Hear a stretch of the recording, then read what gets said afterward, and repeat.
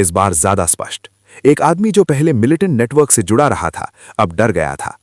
उसने संकेत दिया कि सप्लाई रूट के जरिए नया बैच आने वाला है और उनका टारगेट सिर्फ आर्मी कैंप नहीं होगा, बल्कि एक क्राउडेड सिविलियन एरिया भी हो सकता है।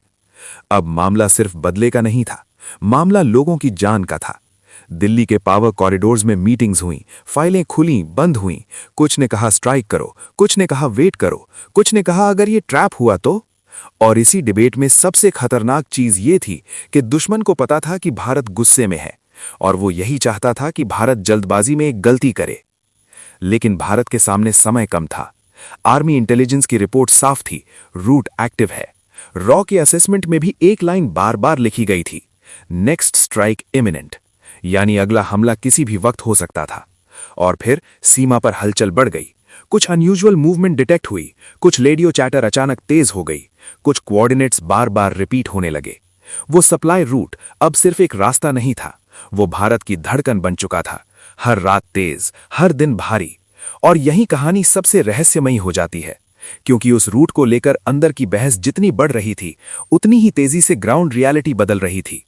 कभी मौसम, कभी विजिबिलिटी, कभी पॉलिटिकल विंडो और कभी सिर्फ एक डर।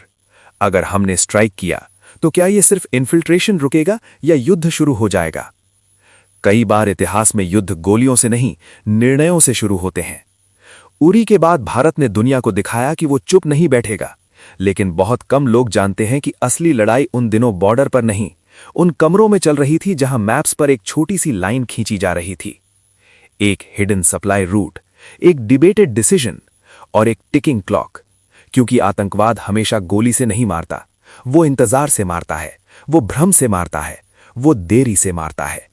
और जब किसी देश की सुरक्षा एक बहस में फंस जाए तो दुश्मन को हमला करने के लिए हथियार नहीं चाहिए, उसे सिर्फ वक्त चाहिए। और यही सबसे डरावनी सच्चाई है। युद्ध सीमा पर शुरू नहीं होता, युद्ध उस पल शुरू होता है जब हम खतरे को जानते हुए भी फैसला टाल देते हैं।